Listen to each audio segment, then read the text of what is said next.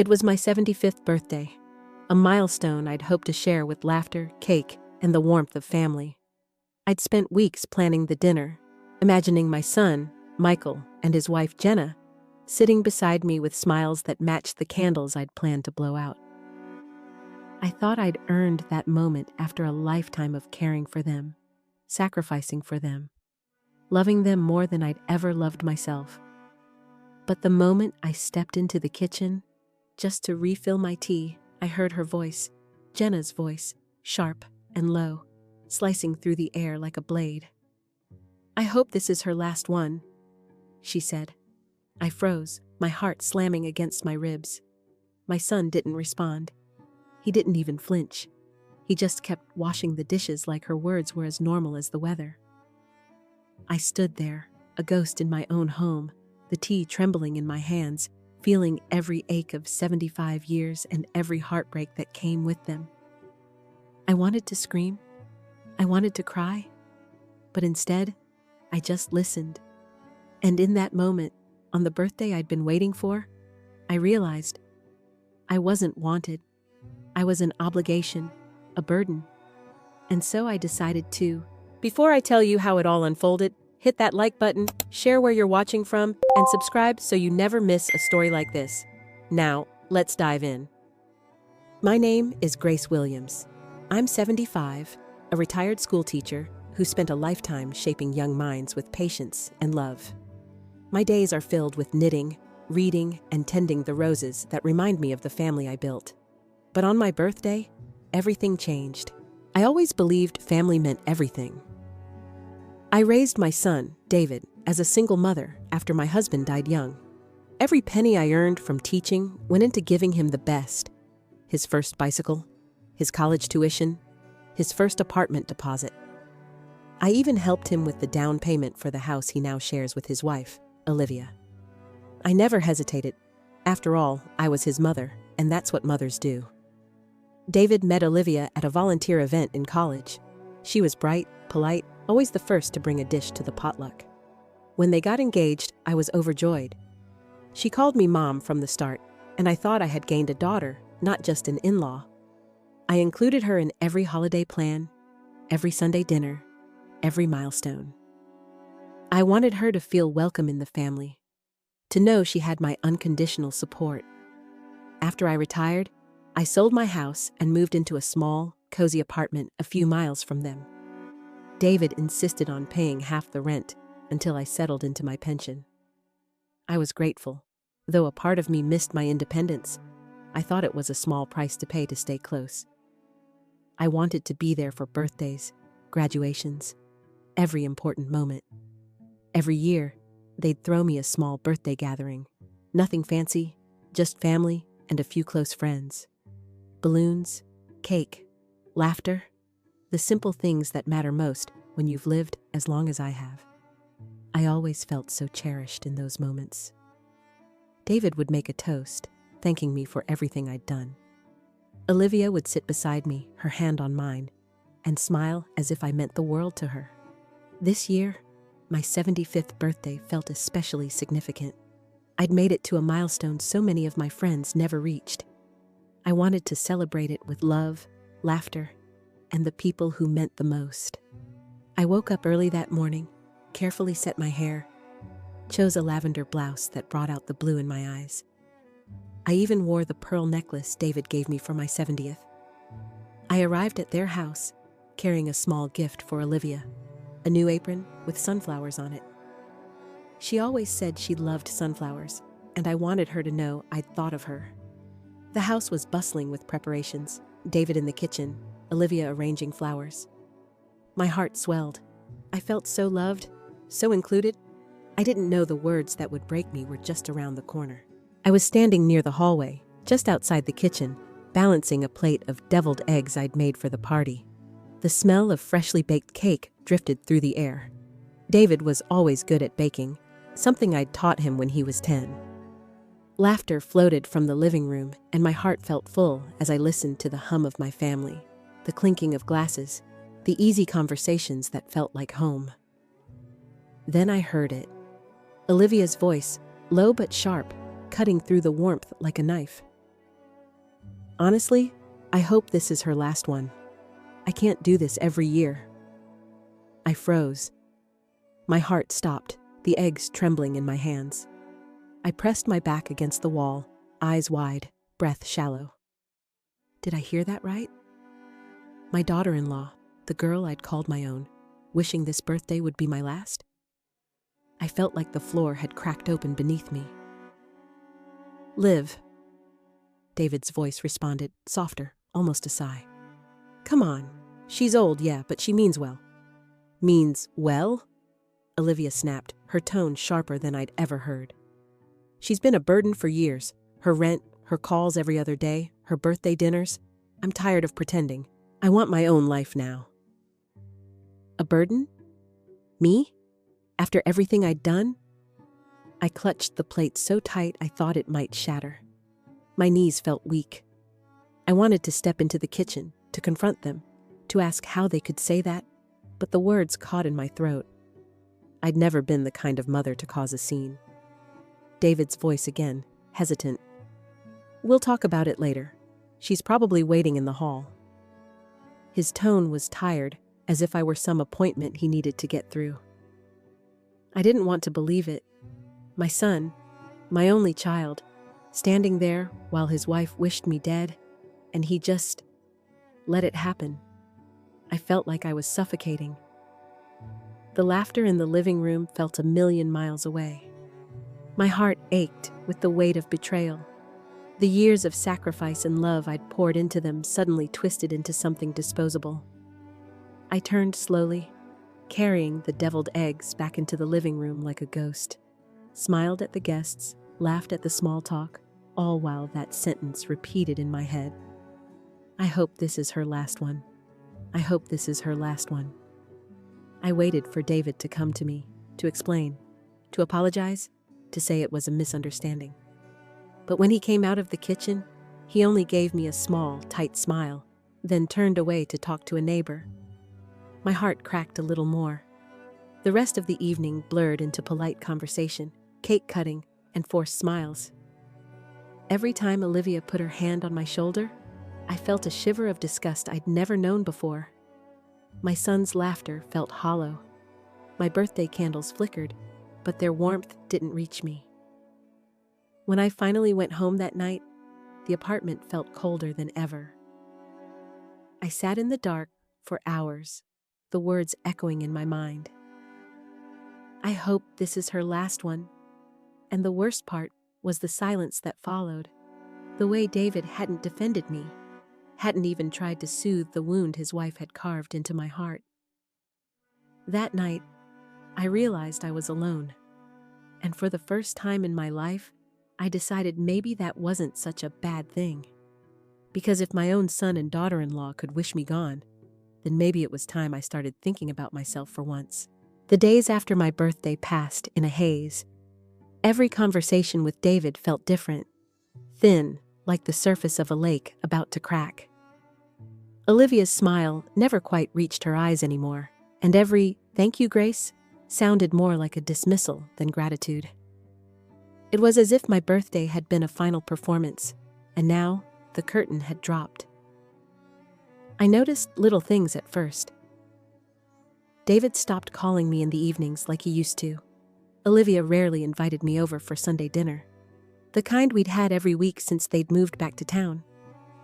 When I called, it went to voicemail more often than not, and even when he picked up, his voice sounded strained, hurried, as though he'd rather be anywhere else. I'd always believed that family meant helping each other. After David's father died, I'd supported him through college, even took out a second mortgage to help with his tuition. When he and Olivia bought their house, I gave them the down payment, $20,000, every last bit of my savings.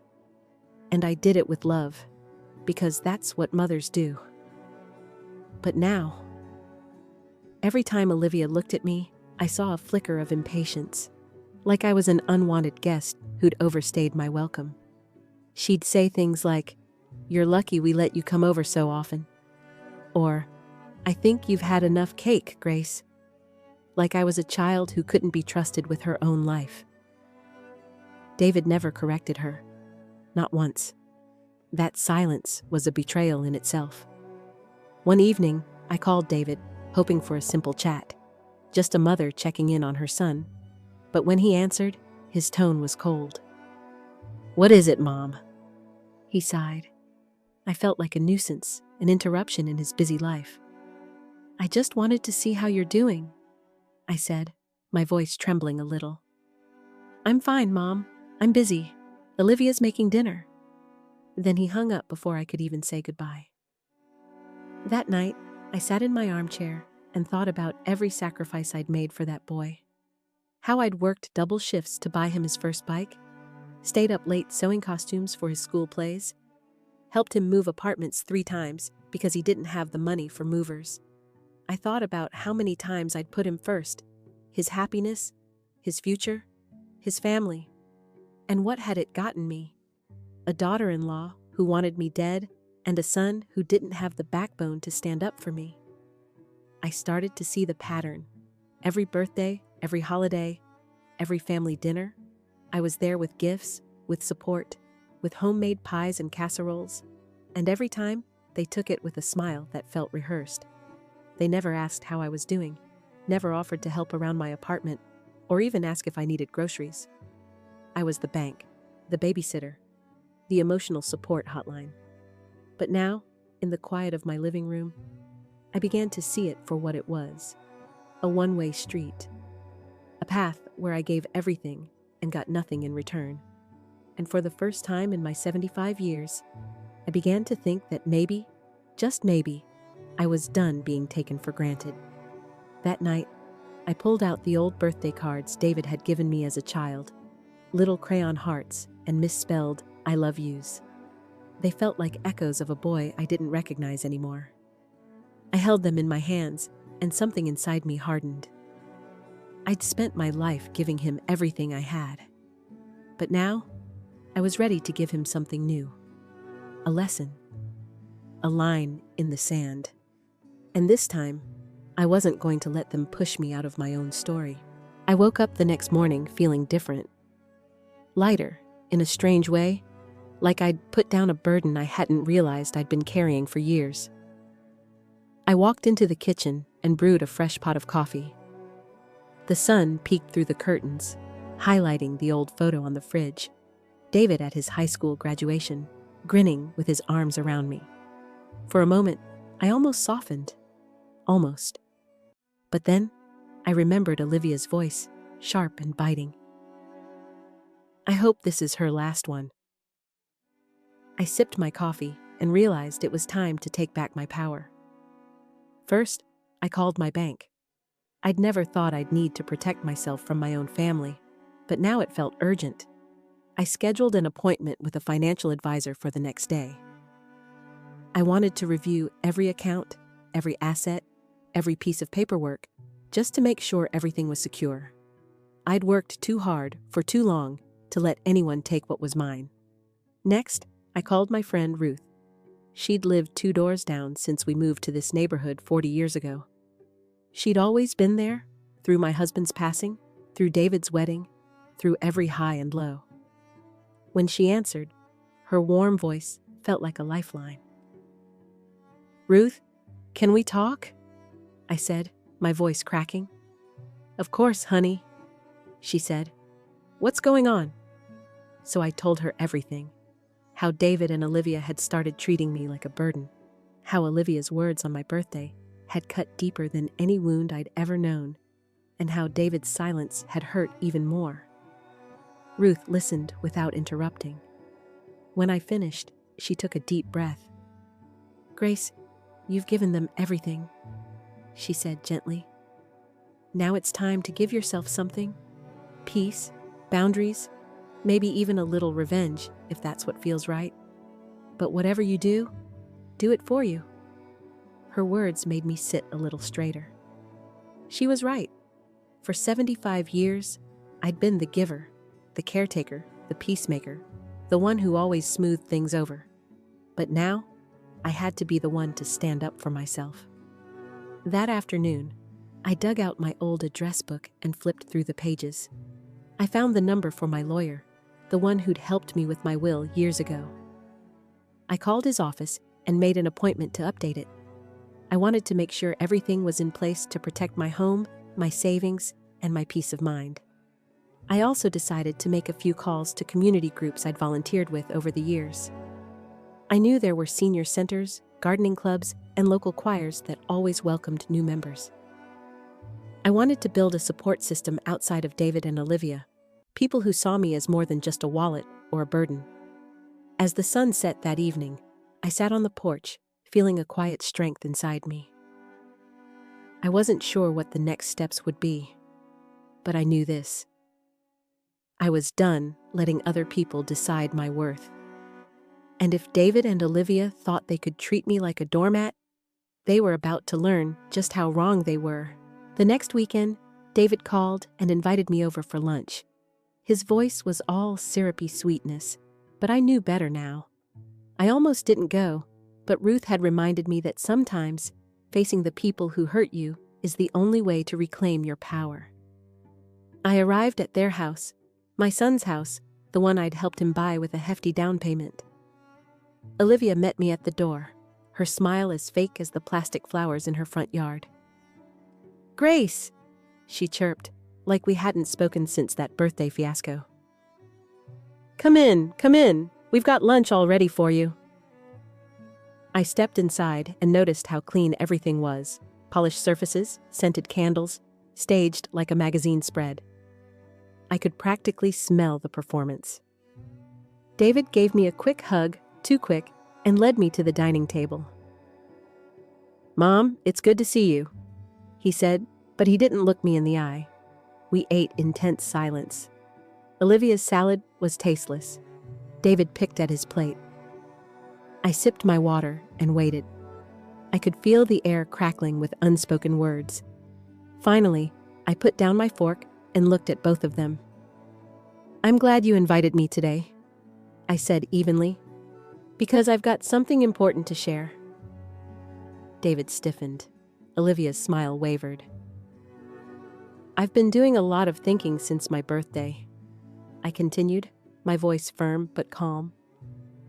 "About the way I've been treated, the things I've overheard, and I've decided it's time I start taking care of myself." David's brow furrowed. "Mom, what are you talking about?" I leaned in, my eyes locking with his. "I'm talking about Olivia's little comment. I hope this is her last one." Olivia's face paled. She opened her mouth, but no words came out. David's jaw dropped. "Mom, He started, but I held up a hand. "Don't," I said. "I've spent my whole life taking care of you, David. I put you through college. I helped you buy this house. I've always been there when you needed me." My voice wavered, but I took a breath and steadied it. "But when I needed love and respect, you let me down." David's face crumpled. "It was a misunderstanding." "No," I interrupted. "It was a revelation. And I want you both to know that I've spoken to my lawyer. I've changed my will. Everything I own will go to causes that help elderly women in need. Women like me who've been treated like burdens by their own families." Olivia let out a small, strangled cry.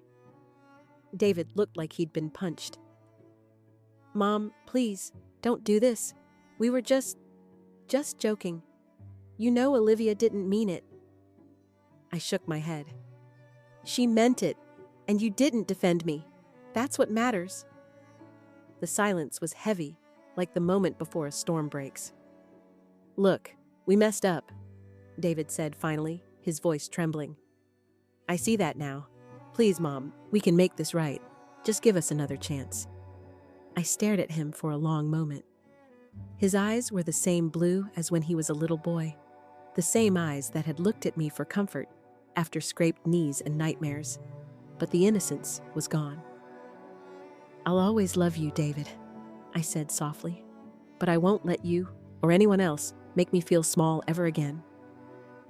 I stood, smoothing my hands on my lap, and turned to leave.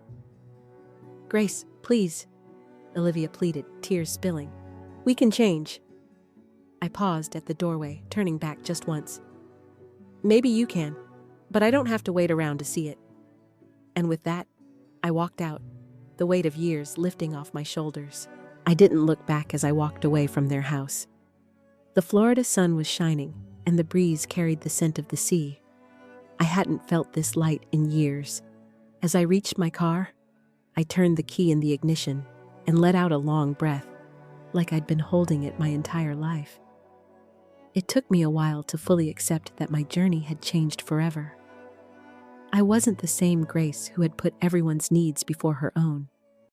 The Grace who'd stayed silent, who'd swallowed her hurt just to keep the peace. That woman was gone. I drove to the beach that afternoon, a place I'd always loved but rarely visited because there was always someone else to take care of. As I sat on the weathered bench, I watched families walk by. Kids laughing, couples holding hands, the waves rolling in steady and sure. It felt like the ocean was telling me, "You're allowed to live your own life now." I thought back to all the times I'd put David first. Every time he needed something, a loan, a babysitter, a place to crash, I'd opened my door. I'd cooked his favorite meals, bought birthday gifts, and smiled even when I felt unseen. But when I needed respect, he'd let me down. That hurt more than any physical pain I'd ever known. Now, though, I felt different. I felt free. I'd always told myself that family was everything, that love meant sacrifice. But love isn't supposed to hurt you. It isn't supposed to leave you feeling like an obligation. Love, real love, is respect and kindness. And I finally realized I owed that love to myself as much as anyone else. I decided then that my final years would be mine, filled with the things that brought me joy, not the things that drained me. I planned a trip I'd always dreamed of, a train journey across the country to see the Grand Canyon. I called the local community center and signed up for a painting class. I even joined a book club, something I'd never had time for before. Every step I took felt like planting a new seed in the garden of my life, one that was finally mine to tend. I'd also arranged my finances so that my hard-earned savings would go where I wanted them, to causes that mattered, to help other women who might be in my shoes one day. I wanted my legacy to be about strength, not sacrifice, about resilience, not regret. Sometimes at night, I still thought of David. I wondered if he'd ever really understood how much he'd hurt me. But I knew that was his journey now, not mine. I'd given him all the chances I could. I'd given him all the love I had. But he'd chosen to see me as an obligation instead of a mother. That was his loss, not mine. As the sun dipped below the horizon, I felt a sense of calm wash over me. For the first time in decades, I wasn't waiting for someone else's approval. I wasn't waiting to be included or invited or considered. I was enough. I had always been enough. And now, I was living a life that finally recognized that. I looked up at the sky, the first star just beginning to shine, and whispered a quiet thank you to myself, for the courage to walk away, for the strength to start again, and for the wisdom to know that peace sometimes means letting go. That was my birthday gift to myself this year: freedom, respect, and the beautiful promise that I would never again settle for less.